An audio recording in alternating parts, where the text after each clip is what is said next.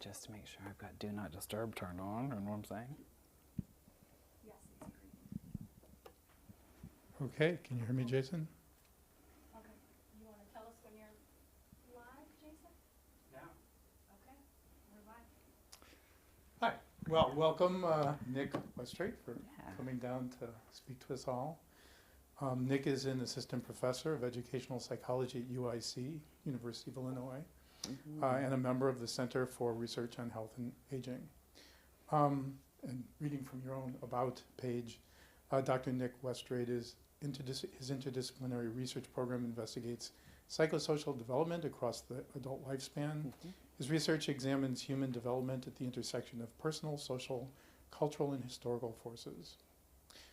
He is currently examining this within the context of families and the LGBTQ plus communities. In Nic's community engaged research, he partners with the Senior Services Program at the Center on Halsted and Pride Action Tank of the AIDS Foundation Chicago. Nic has also contributed substantially to research on wisdom, collaborating with a number of people who are well known in the field, Judith Gluck, Michelle Ferrari, and Igor Grossman, among others. Nic received his PhD in 2017 from University of Toronto in developmental psychology and education, and he's won several awards at UIC, and he has research support from the Spencer Foundation, RRF Foundation. And today, Nic will be speaking to us about wisdom from somewhere over the rainbow, transmitting wisdom across generations of LGBTQ plus people. Thank you for coming. Perfect. Thank you so much. Thank you for that wonderful introduction. It's fantastic to be here. I'm really excited to be in this space. I came to Chicago in 2019, just before the pandemic, so the transition to the city has been a challenge, and it has meant that I've not been able to come and interact with people like you. So I'm very happy that however many years later it is, we are able to do this. So it's really great to be here. You've already done a great job of introducing me, Howard. There's not much more to say other than the fact that I would, I guess, orient myself a little bit in terms of my theoretical orientation, how I'm beginning to think about myself as a researcher. I've been I've been on a bit of an identity journey, actually, through the work I'm going to talk about today. And I'm currently identifying as a critical cultural developmental psychologist. I'm also interested in being a scholar activist, so I'm exploring what that means. For now, it means to me that I take seriously the ways in which the science of wisdom and research in general impacts people's real lives. And I've been able to take my research closer to people's real lives within the context of Chicago. So when I arrived here, I was able to start building this community-engaged program of research where I could start looking at the ways in which queer and trans people share wisdom across generations. So that's been a bit of a passion project for me, a dream project even, for many, many years, and as now I've been able to make it a reality here. So that is what I'm going to be talking about with you today. I was going to spend a couple of minutes just locating myself within the psychological science of wisdom, but as you already know, I did my PhD now with Michelle Ferrari at the University of Toronto. Then I did my postdoc with Judith Gluck in Austria. My research has mostly been focused on how people reflect on their life experiences. I collect people's narratives and stories, and I code them for self-reflective processing modes. I look at the relationship between exploratory processing and wisdom in contrast to other ways of making sense of our life, like redemptive processing. So that's been most of my empirical contribution to the science of wisdom. And I've been able to be a part of a couple of really exciting theory paper experiences with Judith Gluck and with a team led by Igor Grossman. And also I had my first opportunity to do a meta-analysis on 30 years of wisdom research. So that was pretty cool stuff.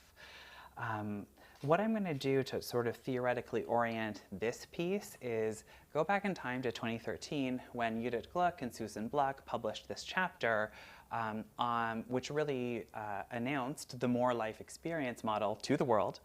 This is a model of wisdom development. And basically what this model says is that life challenges, both positive and negative, are catalysts for wisdom development. but only when those interact dynamically with psychological resources, like mastery or one's sense that they're able to manage uncertainty. The M's and the letters have evolved a little bit over time. You'll notice here I have a 2013 chapter and also a 2019 paper, which was sort of an update to the model.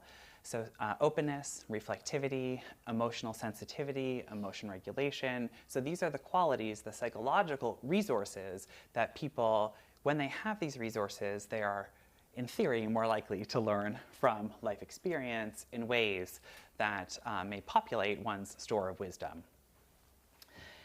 In the 2019 paper, which I was a part of when I was doing my postdoc with Judith, we also named that this model may have underestimated the social resources that contribute to the development of wisdom. So I've been taking that very seriously since I've gotten here to Chicago. Social resources like mentorship or receiving advice, maybe receiving psychotherapy or being a psychotherapist. These types of conditions, facilitative contexts, might contribute to our wisdom development. So I have been looking at the social resources which exist within the queer and trans community and how those may play a role in promoting wisdom. I should also say, as an introductory note, I am going to be talking about the LGBTQ+ communities, queer and trans people. I identify as a member of the communities, and that is, I think, important to say at the beginning of this, to sort of locate my positionality next to the questions I ask and the people I work with. It's also important, I think, to think through who can do this type of work and the ways in which they engage with the community. So as an insider, developing trust with the communities I work with is a different process than if I were an outsider. The lived experience I have helps me to understand the things I observe in the field in a different way. So it's been interesting to think about my relationship as a researcher to the researched and to sort of, it's this sort of like ongoing exercise of thinking about how we relate to the communities that we research. So what I'm going to do today is present to you some findings from a variety of studies. So we've been publishing this work now in a few different places: the Journal of Homosexuality, a journal called Signs, which is a women and gender studies journal, some educational journals. You'll see that the work is interdisciplinary, or what we've come to call mixed disciplinary. So this is all available on my website, and I have included a QR code here to the website, which has a copy of my CV as well. You can also just get in touch with me if you want me to send you some of these articles. So the overarching goal here is to explore the ways in which social resources can help people construct wisdom, share wisdom, absorb wisdom, internalize wisdom in ways that then loop back into their life and promote their well-being. And this is, of course, really important because the social realities of LGBTQ+ people can be really tough. So I want to talk for a moment about the present circumstances of LGBTQ+ people's lives. And basically, what I'm going to say is that it's hard. This is a difficult time to be a queer or trans person. And I'm not sure if those people watching the live stream or watching it later who are not in the context of the United States, if they'll understand what I'm speaking about. But right now, and I'll show you in a moment in a slide, there is a revival of anti-LGBTQ+ legislation that queer people are needing to navigate and need wisdom to navigate. So while I'm going to suggest that there's some tough stuff that queer and trans people are dealing with, I also want to provide a disclaimer to also resist this narrow view of LGBTQ+ lives as traumatized. Psychology in particular has really focused on that. It's often adopted a deficit perspective, looking at things like higher rates of suicide in the community and coupling that with a look at resilience and the factors that, buffer these potential outcomes. But we do want to, take a kaleidoscopic view of the community. We want to expand that view, and that's going to require us to not just ask questions about the ways in which LGBTQ plus people are traumatized, and at the same time, it can't be ignored. So that's the disclaimer. So with that in mind, we know that LGBTQ plus people experience many different disparities: social disparities, economic disparities, mental and physical health disparities, at all ages of the lifespan, in all different corners of the communities. These disparities, of course, are not inherent to queer and trans people, and that's really important to say. They are the consequence of pervasive and unrelenting, personal, structural, and collective trauma that queer and trans people need to navigate. And shockingly to some, and very concerningly, recent research is showing that these disparities aren't shrinking, but they're growing. So that is the context in which this research is responding to. Why are those disparities growing? Because it hasn't gotten better. There's this mantra in the queer and trans community that we say, it gets better. We say that to a young queer youth who's navigating, coming into their queer existence. It gets better. It's tough right now, it gets better. Over time, we say it has gotten better. People's attitudes have become more open and inclusive towards the LGBTQ plus community. And yet, already this year, there are 484 anti-LGBTQ plus bills proposed in state legislatures. The number is actually higher than that because I took this screenshot a few weeks ago. Last year there were over 500. So, this is really serious stuff. These bills, whether or not they get passed, speak to a climate or an atmosphere for queer and trans people that is brutally dehumanizing.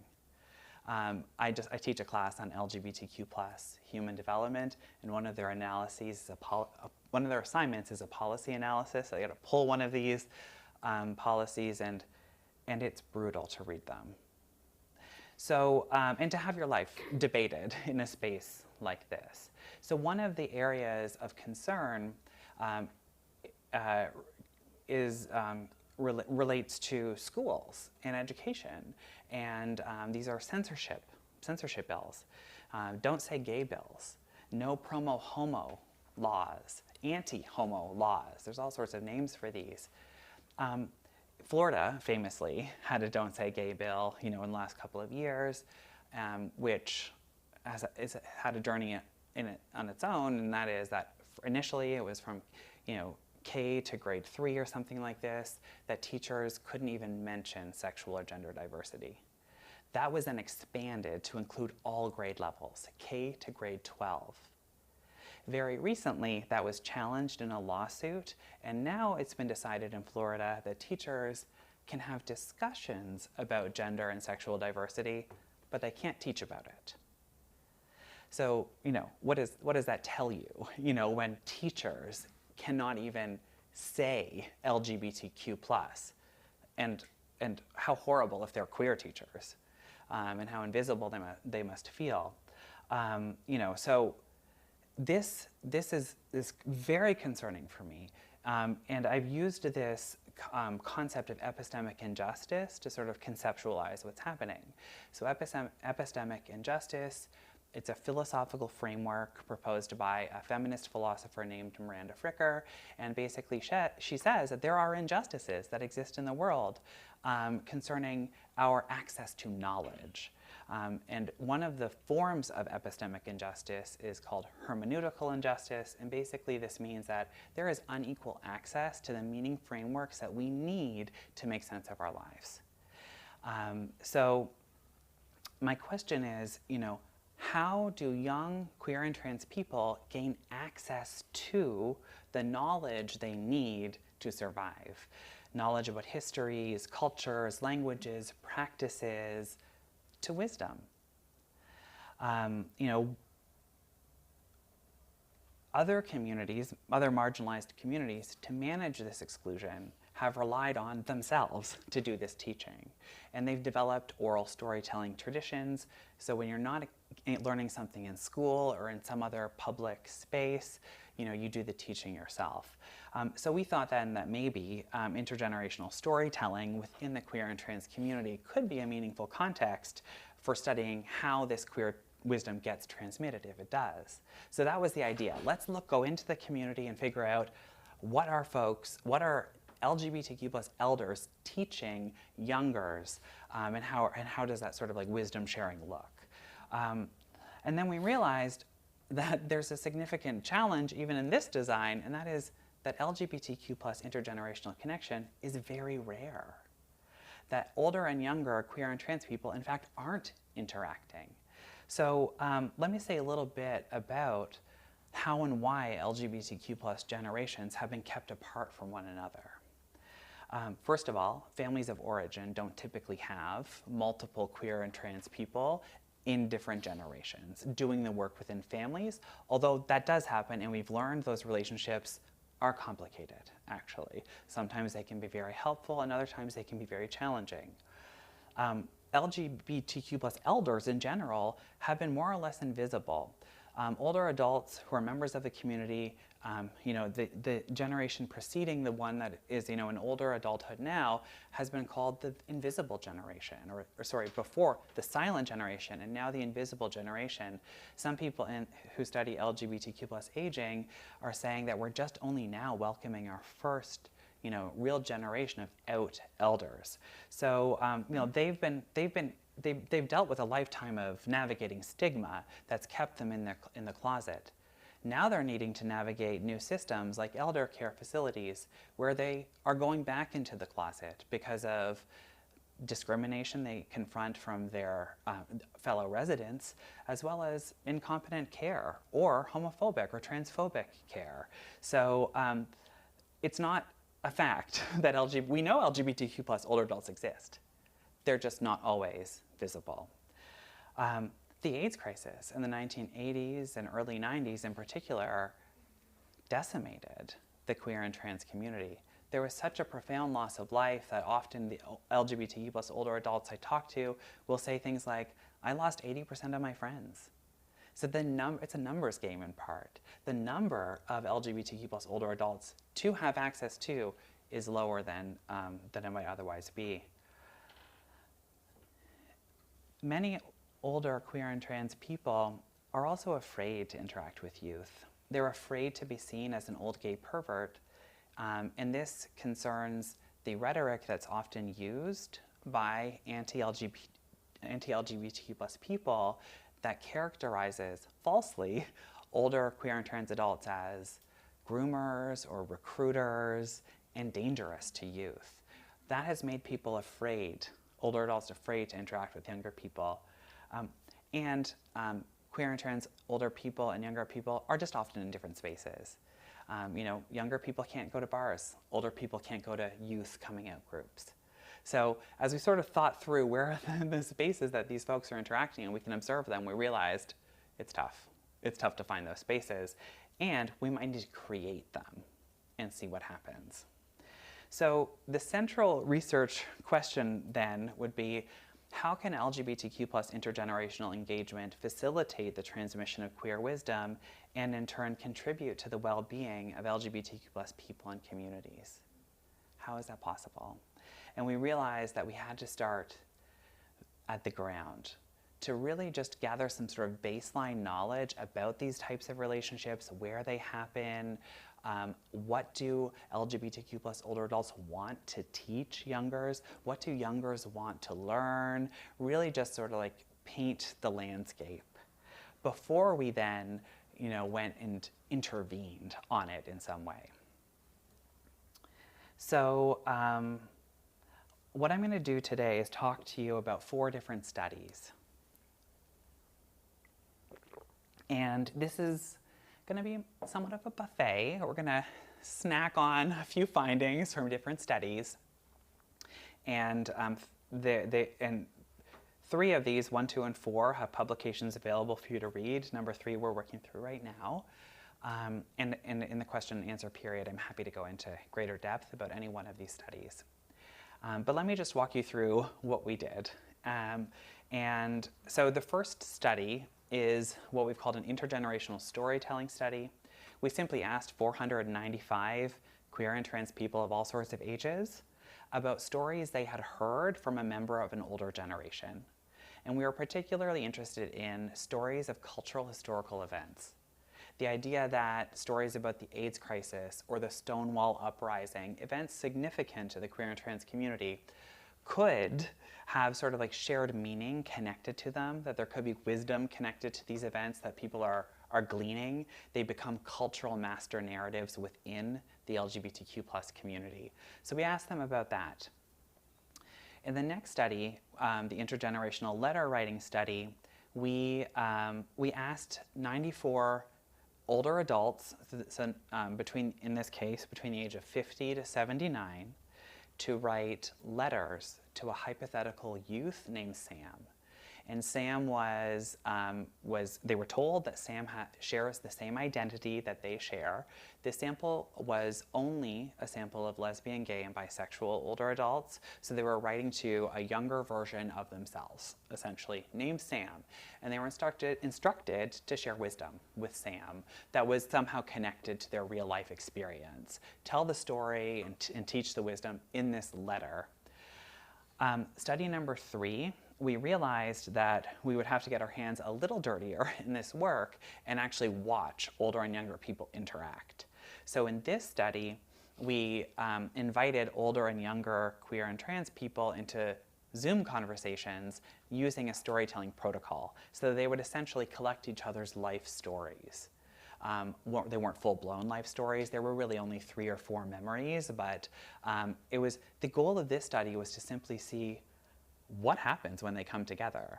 We didn't want to assume, or knew we couldn't assume, that it was going to be all, really pleasant stuff. One of our papers is titled Rainbows in Mud. We knew that, with the rain, there were going to be some beautiful rainbows that come out of this work, but it was also going to be muddy in moments. So we wanted to know where the tensions were. Where were the moments of harmony between these people? And we did that by, really observing them, watching the interactions and coding the interactions. They also then engaged in a playback interview where the older and younger adult came back separately to be interviewed about moments in the interaction. And then finally, we have this pretty incredible community-engaged ethnographic experiment that I'm going to say a little bit more about in just a moment. But this is the work where we get into the community, bring people together, and really see what happens. So I just want to acknowledge that those first 3 studies, or studies that I have done with my colleague Kate McLean at Western Washington University, and some students, Kit Turner, Nicole Moriarty, Caleb Starling, this work isn't done alone, right? And it's been really important to do this in community.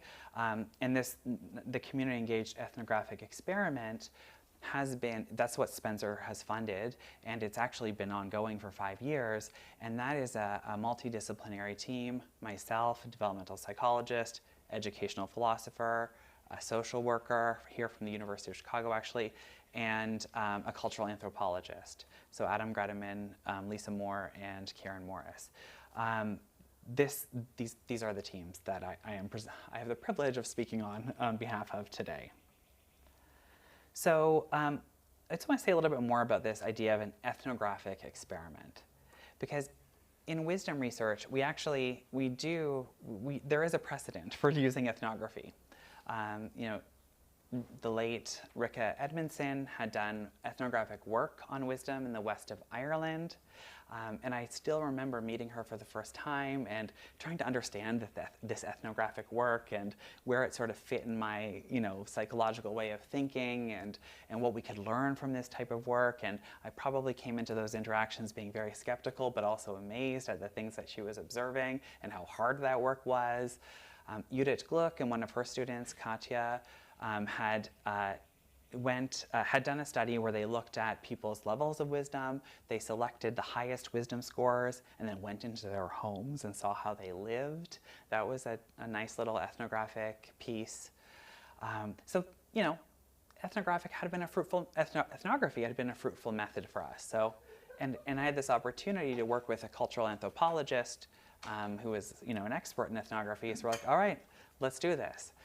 Ethnographic experimentation is a little bit different than a traditional ethnography. So it shares conceptual space with participatory action research, which may be more familiar to you, or field social psychology. The reason it's called an experiment is that there is no field site to enter and observe people. You have to create the field. So there were no spaces of intergenerational interaction between queer and trans individuals. We had to create the field. That's why it's an experiment. And in doing that, we created the field with the community members. So it also sought to destabilize the hierarchies that typically exist between the researcher and the researched. On our research team, on our facilitator team, we have community members, both older adults and younger adults, to ensure that it is informed by the community, and all of us are queer scholars who facilitate it. We call it the LGBTQ+ Intergenerational Dialogue Project. And these are all screen grabs from our website. Our website is generationliberation.com. That website was named by the community. Check it out. There's a ton of interesting stuff on the website. The project itself is a partnership between the Center on Halsted, which is the Midwest's largest LGBTQ+ community center, UIC, where I am, the School of the Art Institute of Chicago, where my colleagues Adam and Karen are, and UChicago, where my colleague Lisa is. So each year, over a period of 9 months, we bring 15 youth and 15 elders into dialogue.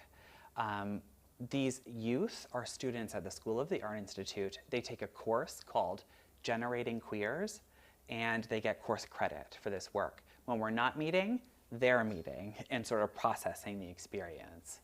When we're not meeting intergenerationally, I should say. Dialogue comes in many forms in our community. We eat together, we tell stories, we make art together, and we dialogue. We talk about themes relevant to queer and trans people's lives, like activism, the AIDS crisis, intersectionalities and our identities, all sorts of different things. So by now, we've held over 100 sessions with over 120 older adults and younger adults. It is definitely a labor of love and an emphasis on labor. So how this fits into the psychological model of promotion and hiring is a really interesting thing to think about, because it's a lot of work and it takes a lot of time to do this stuff. It is not a simple online study. Here are just some screen grabs from our website, just to show you sort of the circle that we're in when we're engaged in large group dialogue. There is a page that project participants can create a profile and say a little bit about who they are. Here's a little bit about what that looks like. Now, our project participants, it's really important to them actually to be visible. Often in the way we do research, our participants are all anonymous and they have pseudonyms. Now, of course, they have that opportunity, but for many people, especially the older adults, they want to be seen. They've been invisible their entire lives. This project becomes a way to create visibility for them, and they really feel like they're contributing to something important, and they are.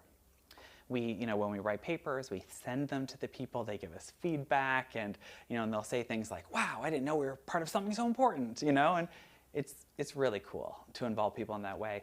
This summer, we're going to start thinking about how to actually involve the participants in the writing of the papers, and really, do that, do the work of destabilizing the hierarchy between the two. We also, because as I said, we do art. These students are students at the School of the Art Institute. In the spring semester, the major project is an art project. Every week, they create art together and around a theme. Each of the tabs here represent a different art project.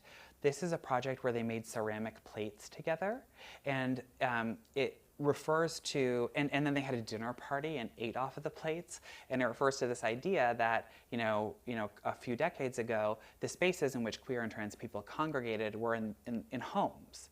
out of view of society. So they were recreating sort of that historical dinner party as a safe space within the community. And that was, the theme was around love, radical love that year. And just this past week, we had our public art exhibition. So another thing that's cool about the ethnography is that it doesn't just live in the lives of the participants or in academic journals, but we also open it to the public at certain points. So we had over 300 people come to the Center on Halsted to see the art projects that were made this past year around the theme this year of Queer the Path. So I just want to spend a couple minutes, extra minutes, talking about the work of ethnography, because I think it is really novel, and I want more people to do it. Basically, I want more people to have the experience I've had of having this identity crisis that comes with working with people of different disciplines and really seeing the ways that the work becomes enriched through engaging different theoretical lenses and methods and things like that. Okay, so what have we learned from all of this work? I want to share some findings from the intergenerational storytelling study and the letter writing study, and then maybe circle back to ethnography at the end. This is an example of what an intergenerational story looks like. These were collected in writing. And this one comes from an 18-year-old pansexual man who was 17 years old at the time of the storytelling episode. He heard this story online. So we're also looking at the spaces in which people encounter stories from older generations. So they were asked to tell the story and then provide a lesson learned from the story. The story was, "These events are like legends. A great story that was relayed to me online was a description of what it was like being gay or just queer in the 80s, and more specifically, hearing about ACT UP and fighting for AIDS treatment. It was a very long story. The part that I really remember was them talking about the protests in Washington, D.C., and how people were dumping the ashes of their loved ones on the lawn of the White House, crying.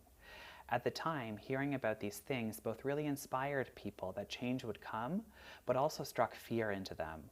After all, if the dead are literally on your doorstep and still nothing is done, it was likely that nothing would ever be done. People would just keep dropping, dying. But there was some solace in that even though many were slated to die, they could still get up and fight to protect those who could still make it." And then they were prompted separately to express what they had learned, and they said, "I learned that LGBT plus people had power. They had the ability to come together as one and fight issues that plagued everyone. But it was infighting that picked that group apart. And it's infighting that keeps us apart today. If we can't stop questioning each other's validity and come together as a community to fight to keep our rights, we may not get them back. If this government takes away our rights again, will we know how to fight back?" So what's really interesting to me in reading these stories are the connections that young people make to the past.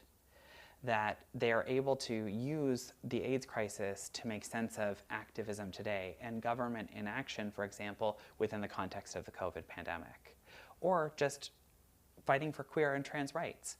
So, you see the evolution from talking about this distant event to us today. Will we know how to fight back? Some frameworks that we've engaged to help understand this: collected stories, vicarious memory, interested really in how people internalize narratives of events that may have happened 30 years before they were born in such a way that the events themselves become part of their own life story. And we did look at that, and narrative internalization is positively correlated with aspects of psychosocial functioning. So it might matter for your functioning to have access to these stories and to value them deeply and see the ways in which they're connected to your own life experience in the present. Rather than struggling through how to learn how to be an activist yourself. We see other types of lessons associated with these stories. We have lessons like what they learned from presenting an AIDS crisis narrative. I know to check my partner's status before having sex. So they can sometimes be very behavioral, Another student, another young person, between the conversation that we recorded and their playback interview, had gone and gotten tested and was happy to report back to the interviewer that having heard that story about AIDS motivated them to go get tested. You know, this is like real impact on people's, material impact on people's lives. We were interested in coding the lessons that people reported learning from hearing these stories.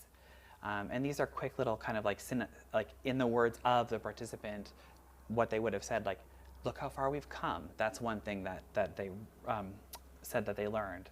So a person said, you know, I realized how lucky I am to live during a time when the LGBTQ+ community has come so far in gaining equal rights and acceptance. Lots of stuff about identity affirmation, being proud of who you are, the need to continue to fight for your rights.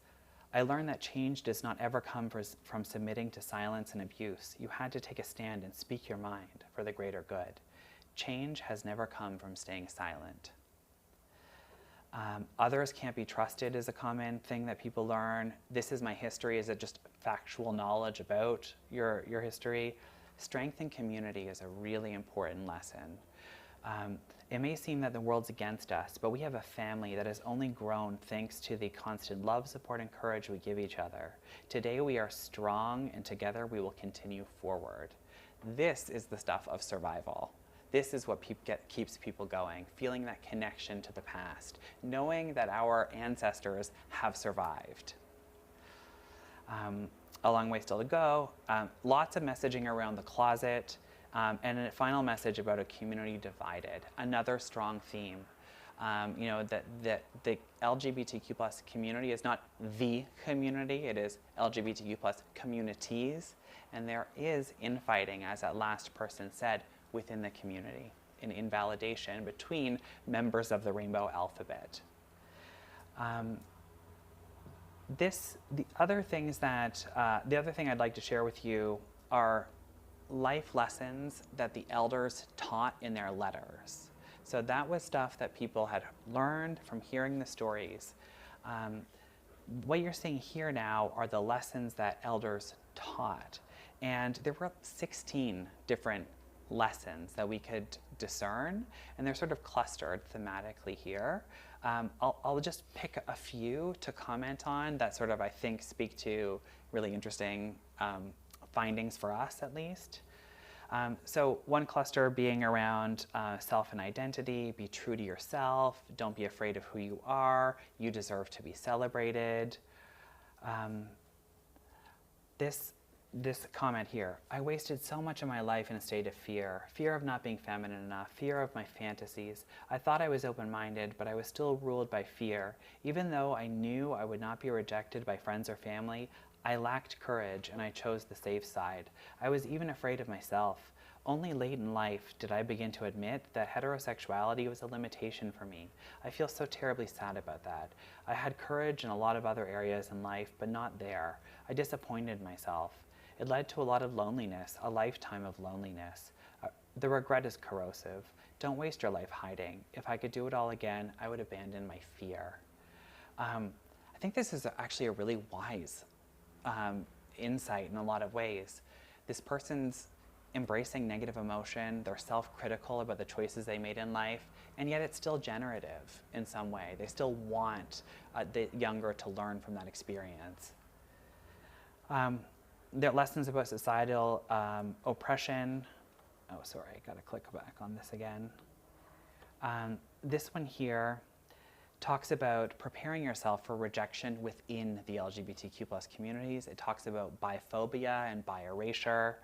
That's the primary message here. You will commonly hear individuals who could identify as bi+ say things like, I don't like labels, or I don't like labels, or I love who I love, or I'm just myself. I have a friend who identifies as lesbian, although she continues to have cis male lovers, and she advises me against identifying as bi because of the stigma. While it can be frustrating to hear these things, it is understandable. You may be hesitant to call yourself bi or pan, or you may know inside that you are bi and pan, but not want to claim that identity publicly. That is okay. You don't have to come out to anyone or in any situation where you feel unsafe. It is much more important for you to know and understand yourself. Once you know and understand yourself, I hope you will allow yourself to live your life fully by exploring dating and sexuality in a way that feels authentic to you. What I love about this letter is the nuance around coming out. So often you'll hear people say, like, you've got to come out or don't come out. But this person is saying, essentially, come out in a way that's right for you, and there's a journey, and it may not be for you now, but it may be for you later. It just speaks to some level of complexity around the coming out process, and knowing that it is not a one-time event. One of the ways in which intergenerational trauma has manifested in these letters, and in my other studies as well, is in older adults telling young people to not come out. So it's complicated when I think about what are the circumstances in which that is wise advice or not. When does intergenerational trauma become queer wisdom, or be a self-limiting sort of lesson? That's the mud, that's the mess. Just looking at these chosen family and community, your elders are here for you, you need to find your people, realize that you're part of a community with a rich, long history. Again, another cluster about the closet. So that one would have been coded for the closet, and it would have been coded for preparation for rejection in the community. I think I'll just move on from these ones. And the final clusters were about time. That's actually really interesting. So possibilities are ever changing for better or worse. So for example, I think that one of the most important things I learned is that the world is not a fixed environment for LGBTQ+ people, but an ever-changing, evolving realm of possibilities and limitations. What I know about tomorrow is that it will be different than today. It may be better for LGBTQ+ folks, it may be worse, but it won't be the same. Those are again, really wise insights about the dynamism of life, about impermanence, about uncontrollability, and doing your best to sort of manage that, embrace that uncertainty. I'll talk about queer time more in a moment. What I want to show you is this. You can't see it, obviously, but it's in the paper. That piece on the far side, on the right side, it's actually a prototypical letter. We took all of the letters and did our best to write a single letter that sort of captured the spirit of the letter that the queer elders were writing to Sam. So I encourage you to look at that publication. It's a beautiful, beautiful letter, and I feel very grateful for having a chance to read so many incredible letters written by my elders. The other thing we did in this study was code things like emotional tone of the letter, and we measured people's wisdom. So we observed that positive emotional tone was correlated with wisdom, and positively correlated with wisdom, and negatively correlated with embitterment. Negative emotional tone was negatively correlated with wisdom, which I actually find quite interesting, because I think that a wise letter writer would probably have negative emotion in their letter, but it would be framed in a very generative way. So that's something that we could probe further. Just like wrapping up now, here are a few more images coming out of the community engaged work. So cycling back to people and remembering them at the end of this presentation. The image in the middle here is a picture of a proof of an article we have coming out in American Psychologist called Pathways to Queer Thriving in an LGBTQ+ intergenerational community. So that'll come out. I think that's a really cool example of how to use ethnographic vignettes to deepen our understanding of psychological phenomena. In that case, we used the project as a prism to sort of look at the construct of post-traumatic growth. What can we learn about something like post-traumatic growth through the prism of our community? Here on the top left, you have a quilt that's not a quilt. It's a fibrous piece that they created. There are spaces in the quilt to represent voices not heard and future possibilities. It's also an homage to the legacy of quilt making in the queer and trans community. A visit to a local LGBTQ+ archive, and so on. The final picture in the bottom right corner is a creation of art depicting the Mobius strip, which is a band that has no beginning, no end, and only one edge, that loops back upon itself and is totally unorientable. Because one of our older lesbian participants said, that's what time looks like in a queer person's life. And then she created an art piece around it with her group. So we've learned a lot through the field work. Here are just a few things that I pulled out that we've been invited to rethink or think as a consequence of this engagement. One is to reconsider our understandings of time and development, to embrace queer time and challenge chrononormativity. Who is the queer elder when a young trans person has lived more years as a trans person than a 74-year-old elder who's just come out as trans? Who does the eldering? The young person elders the older adult. So, we now think about wisdom as stuff that's being passed up, passed down, passed between, really sort of challenging these unidirectional models of teaching or advice giving or things like that. We've had to navigate intergenerational tension, so we've been thinking about the obstacles to wisdom sharing in a community like ours. The use of the word queer required several meetings to just unpack whether or not we were going to use that word, because the older adults understood that word as a slur, and there was a lot of pain connected to it. For younger adults, that was their identity that was then being rejected. We needed to work through that. Gender, new possibilities for gender, the use of pronouns, very difficult for some of our elders to come around to, because for them, their sexuality and their gender was deeply connected in a way that felt, I think, to them that it was being challenged by having to then sort of like navigate new possibilities. There's a lot to say about that I'm not able to articulate quickly. So how to survive a global pandemic together. Our elders had survived the AIDS crisis, now COVID, we did that together. That became an interesting intergenerational intersection for the transmission of wisdom. And I guess the biggest finding or insight that I guess I hold closest is this piece about the inseparability of queer joy and queer heartache. I think a lot of the work that's been done in the community has to realize that we have to find moments of joy within the pain. And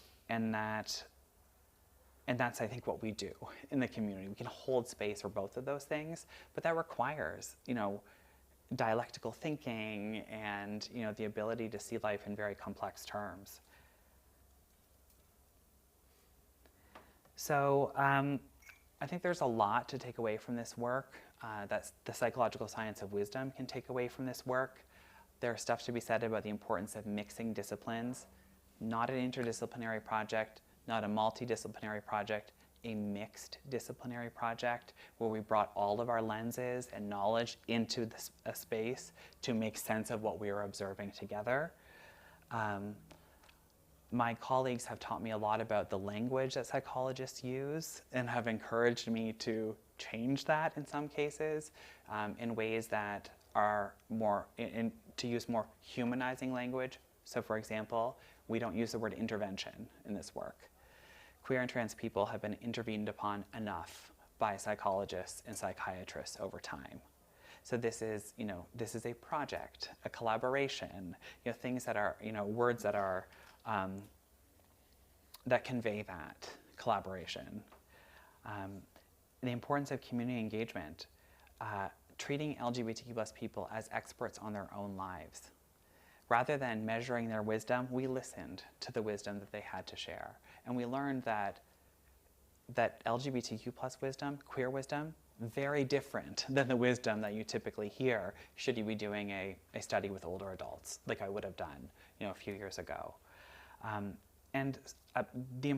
Something you said about the importance of descriptive work, and I think in psychology we don't spend enough time really just listening, observing, and describing a phenomenon before we seek to measure it, predict it, explain it, intervene upon it. It requires humility on our part. It requires that we recognize that we don't know everything about LGBTQ plus people, that we need to listen first and then build models if we choose to. That's important. But the community has to come first, and that's essential in a community that has undergone such rapid change. People recently were in the community were talking about how people even 3 years apart feels like you're a part of a totally different generation. That's how fast culture changes for queer and trans people. How do we ensure that our psychological models are being updated, with those new realities that our community is experiencing? Okay, I think I'll leave it at that to ensure that we have 10 minutes for question and answer. Please, thank you very much for listening.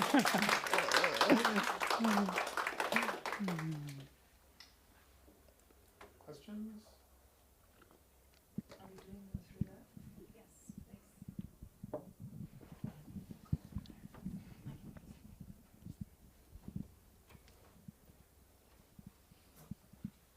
Hello. Hi. Thank you. That was great. I'm a little bit curious about how you navigated some of the intergenerational trauma, like from the older LGBTQ plus communities. I remember my grandfather lived as a closeted gay man for a lot of his life, and when he came out, there were very, I guess, few acceptable ways of being an out gay man. Yeah. And sort of as, I don't know, now that there are more acceptable ways of being gay and out, he, I think, felt a lot of resentment about losing that community he once had. And so I guess I'm curious about how you navigated those sorts of discussions. Thank you for sharing that, first of all. That I can picture your grandfather. I feel like I know this man. I see them in the community, see him in the community. It requires a lot of patience, first of all. Patience. So when older adults bring their trauma to the community, which is natural, inevitable, it's become a part of who they are, how they show up, rather than resist it and reject it, which is maybe what my heart initially wants to do because it comes off in a way that feels harmful to younger people, to other people. It's really just being patient and remembering where that comes from. Understanding, taking the perspective of an elder who maybe has survived stigma for decades, that might explain why this older adult is telling a younger person to not come out of the closet. Or there are other examples I can think of members the older adult community members who showed up in very combative ways, very adversarial, arguing with other members in the community. That is how they learned how to have their voice heard in a world that wouldn't listen. So how do we hold space for that, way of expressing themselves? We've had, as a facilitator team, had to make the decision to ask people to leave the project because it can come to a point where the conflict is no longer constructive. It's no longer generative, it's destructive. And so that was heartbreaking for me because what it meant was asking an older adult to leave and fulfilling their sort of expectation that they would be excluded again. That was really hard. We wanted to create space and hold space for everyone, but it turns out there are certain things that you need to agree to be part of an intergenerational community like this. Some thoughts that come up as you ask that question. The short answer is it's really hard to be patient and to listen. And then on the other hand, it's not. It just requires compassion for. Is there anywhere to read more about, I guess, the Yes. you took in that? Yeah. There are a couple of our publications address this. We have one about queer heartache, and that's all about the pain of doing this work. We also have an article in Signs about intergenerational care and the ways in which community members have shown up for one another in these moments. We have facilitation principles we use. We call people in, we don't call them out. We stay in the room, we don't leave. Now, it's very easy for people to leave in Zoom days. They literally just had to hit leave. And then I'd be on my phone calling them or texting them, get back in here, like, we agreed that we're going to stay in the room. So it also, this is why one of our facilitators is a social worker, and we have a social work intern student who works with us, because they also they have strategies for dealing with this type of conflict. I have a question from the online audience. What implications do you think this work has for LGBT people living in international communities versus the findings being particular to an American context? I mean, that's a really great question, and it's a really challenging question. I imagine there are many implications, but I want to be careful to not generalize findings to other contexts, because this is so contextual. I think it's so specific to the situation, not just in the United States, but in Chicago. So it's very, very place-based. Even as I'm a Canadian, I moved to America to work, and I don't think that everything that we see and have learned in the community even applies to the Canadian context. So I think I'm cautious to make generalizations, but would like to think about that some more. I have a question here and a question here, so you can switch. Okay, and then we'll come back. So I know that for the intergenerational criteria, I guess, not criteria, but you said to think of the SAM as your own identity. So were there any significant correlations that you found in relation to race and sexuality and gender identification? Where that's come up the most for us is in the community project, as well as in the study where we observe people in conversation. So we noticed that when participants were matched according to their race or ethnicity, it felt different in that space. That, topics related to the intersection of gender, sexuality, and race would be brought up and be taken up by the conversation partner in ways that they might get brought up in another conversation and not really be fully engaged. So what we've actually done is we've created another questionnaire to look specifically at whether or not, what are the other aspects of people's intersecting identities that might matter to them for optimizing a storytelling conversation. So we're analyzing that data right now. And then we decided to collect another small sample of conversations where people were race matched. So the content is different. The ways in which people relate and can relate to each other is different. So the tentative conclusion is that these other identity characteristics do matter for creating that sort of like harmony and relatability, and so I think it's really, really important. In the community work, our group is very racially diverse. We have a dialogue on the theme of race and racial reckoning in the LGBTQ+ communities. And it comes up every session as people bring themselves and their experiences to the community. So I'd say it's very, very, very present. Hi. Thank you for the presentation. In one of the earlier slides, you showed us statistics about homophobia in politics. I was just wondering, have either you or anyone that you know experienced any of these issues within the research, or either specifically related to this project that you have been doing, or just in general within the scientific field?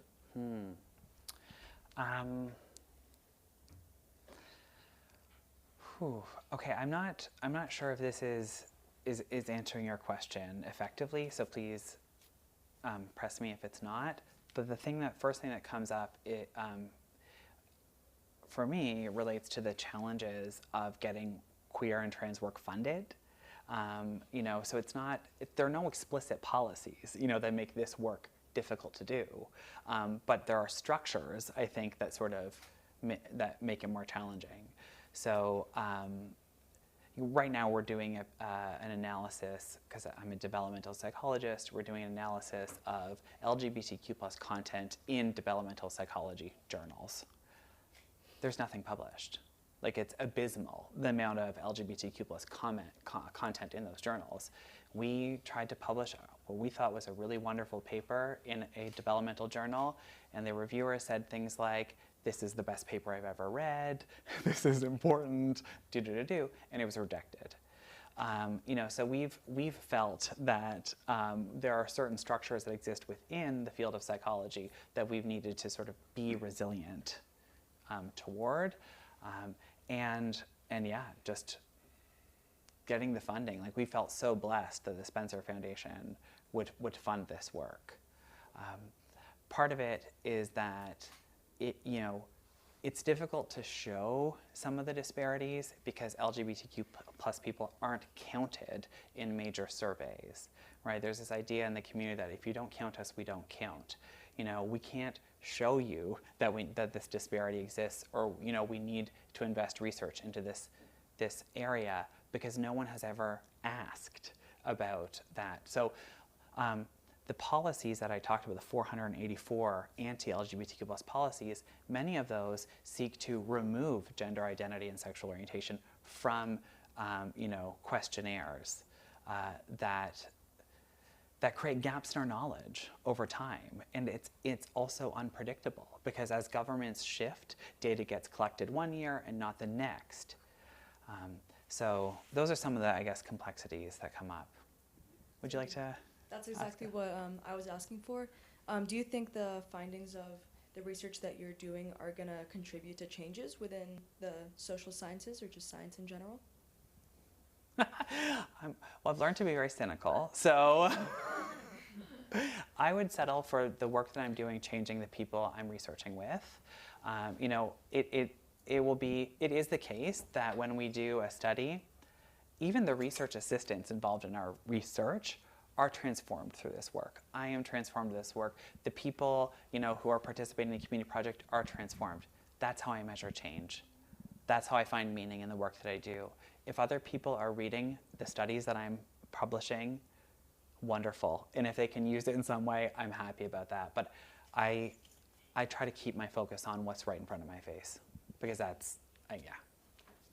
We've got two more questions. We're going to do Anne and then Shannon, and then I think we're going to close it. Okay. We're over time. So I was curious, you motivated the work by some specific kind of special properties of LGBTQ community that other stigmatized groups don't have in terms of intergenerational interaction, naturally forming social groups that interact with each other. And so I'm wondering if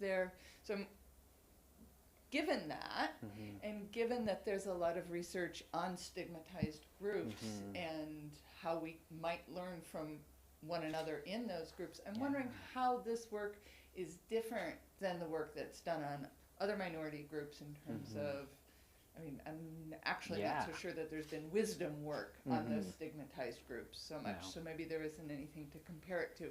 But I'm wondering what makes this work, how this work compares to asking these questions in other groups, especially given that how you motivated the work. There are two ways I think that I can answer that question. One I think is more related to wisdom, and the other less, but I think it's still really relevant. One community that comes to mind, the Indigenous community, and I'm thinking specifically about some work done by Michael Chandler at the University of British Columbia with First Nations Canadians, and the idea that because of the history of cultural genocide in Canada, in North America, and the reservation school system and families being stripped of their language and heritage and culture and whatnot, that has been a model for me, because that research shows that when you're able to reconnect to those cultures, the risk of suicide decreases. So this idea of like collective continuity or cultural continuity can actually be life-saving in some ways. So looking at other communities that have had access to stories, which are very important way of communicating and way of knowing in Indigenous communities, taken away from you, the impact that has on your health and well-being. But then also when you rebound from that, when when you're able to make those connections, after the residential school system, you see the benefits again. So that study looks at how communities then have reformed post-residential school systems. Do they reconnect back to culture? How many, do they have a community center? Do they have, there are all these interesting ways that they've measured it anyway, that show that it's important. Anyway, it's a model that supports. The other thing that comes to mind is just the work on racial ethnic socialization. That the lessons that we saw that people learned and in the letters, preparation for bias, socialization that shares cultural socialization, it's called, promotion of mistrust, anything geared toward instilling a sense of racial or ethnic pride. So we see parallel processes across marginalized groups. So I think that the sort of summary there is there are ways in which probably all marginalized groups engage in this type of socialization or benefit from, and ways that make it different, right? So the fact that you don't have queer and trans people in one family means that one thing that's different is the access piece. So yeah, we've been thinking about the ways in which queer socialization might be similar to and look different from socialization in other marginalized communities. It's an interesting, very interesting question, I think. I'm also quite interested, by the way, in recent work looking at how white families do racial ethnic socialization. And I'm curious to know how straight families, like cisgender, heterosexual-led families, do queer socialization. Because we can't just have, it's not just about queer people accessing the histories and all that. It's about everyone. Yes, sorry. Yeah, thank you so much, Nick, for a great talk. Really interested in meaning making. And these stories are, as you pointed out, very, very complex, often situated within the lives of one person. And I'm thinking of sort of all the things that need to happen in order for another person to come along and hear that story and sort of make meaning in it and find wisdom and apply it in their life. And I'm just wondering to what degree you think that process needs to be supported, or do you notice that individuals who, or I guess to point my question just very, very specifically, how much generalization do you think people need to find wisdom in these stories? Right? People might have different problems, right? A solution to one person might not be a solution to another. And so I'm wondering, what work do you think needs to be done in that space to sort of help this communication event that's happening through these stories?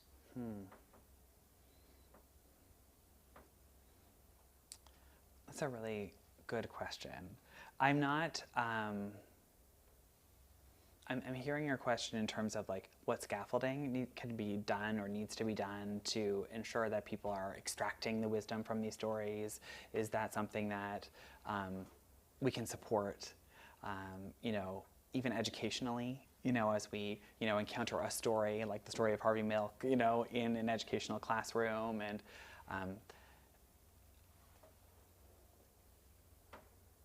can you help me a little bit more? Ask one more time the question. I had so many thoughts that came up as you were speaking. It was trying to find my thread. Certainly, let's say I found something that helps me in my own life. It's because there is a unique solution to this very particular problem in my life. And that felt problem might not be exactly what the other person's feeling, right? It might not be even something that they've experienced. But certainly I can hear stories about the past, and through some process of generalization, I basically can find meaning in my own life, and it's that application that makes it potentially wise or potentially not wise. And so I'm wondering to what degree there needs to be care taken to help people through this meaning-making process. And if, it's not to say that someone's story is not wise or not, but I am certainly wondering to what degree it's situated and how much effort needs to be placed in sort of helping someone reapply that now to a new situation, maybe in someone else's life. yeah, again, I really love that question. And I think for me, stories are flexible structures. They're structures that people see themselves in all sorts of different ways. So I think that the insights, the wisdom are sort of like at a broader level of resolution that sort of can be applied in different specific situations. There were some very specific things like, when the pandemic was happening and monkeypox came on the scene, elders sharing stories and saying things like, don't have sex right now. That was very specific, and I'm not sure that was wise, but it was very specific. Mostly it's about broader things, like strength in community, and that can mean different things in different situations. And a lot of it is actually constructed together in conversation. So it's an older adult sharing a story and a younger person responding with a life situation that they're having, and then they look at that together from different angles. And that, I think, kind of scaffolds the process of applying a story or a piece of wisdom learned to another in a way that sort of personally fits your situation. I'm really in love with this concept of like narrative transportation or experience taking. I think the goal would be, the story, to the extent that you're able to see yourself as a character in the story, you're going to be able to maximally learn from that story. So something in that space. I think that's all the time we have for today. Yeah. Thank you so much, Nic. My pleasure. Yeah. Thanks again for the invitation.